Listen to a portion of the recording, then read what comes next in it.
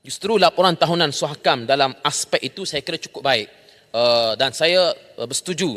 Mungkin ia juga faktornya kerana kita melihat kepada anggota Suruhanjaya yang pada tahun 2020 ini, salah seorang daripadanya terdiri daripada yang punya kepakaran PhD, Doktor Falsafah dan bidang pengajian Islam.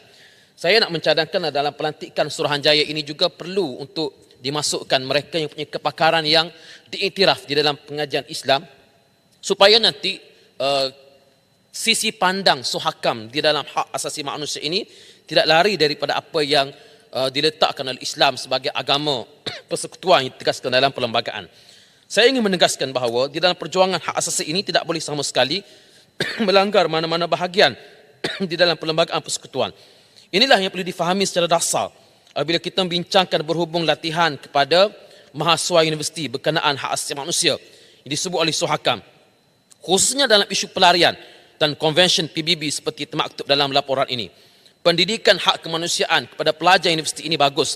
Namun dalam masa yang sama, pemantauan terhadap NGO atau mana-mana individu yang cuba melakukan usaha doktrinasi yang salah kepada mahasiswa juga perlu dilakukan.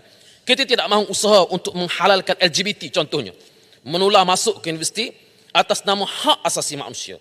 Kita telah digemparkan dengan perarakan Hari Wanita beberapa bulan lepas yang dicemari oleh pihak-pihak tertentu yang cuba mengambil kesempatan untuk melakukan slogan-slogan normalisasi terhadap amalan LGBT. Sayangnya, sehingga sekarang kita tidak tahu apa status siasatan terhadap perkara tersebut. Walaupun KDN menyebut perkara ini sedang disiasat, Menteri sebut sedang disiasat, tapi tak tahu bagaimana perkembangannya. Saya ucap tahniah kepada KDN yang telah pun merampas beberapa rampasan jam yang mempunyai beberapa unsur-unsur normalisasi terhadap LGBT. Dan saya harapkan kepada kawan-kawan di dalam KDN supaya meneruskan dan melaksanakan tanggungjawab ini sebagaimana yang telah pun ada di dalam peraturan.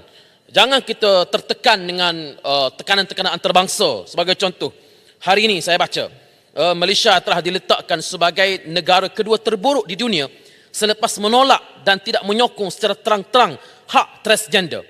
Ini laporan indeks hak trans global yang dikeluarkan baru-baru ini. Malaysia berada di tempat kedua yang terburuk. Ya, mungkin dari satu sudut kita rasa agak kurang senang dengan laporan ini. Tetapi dalam kita berdepan dengan nilai yang telah ditetapkan dalam perlembagaan persekutuan, kalaupun terpaksa kita menghadapi indeks yang buruk seperti ini, saya kira ia berbaloi.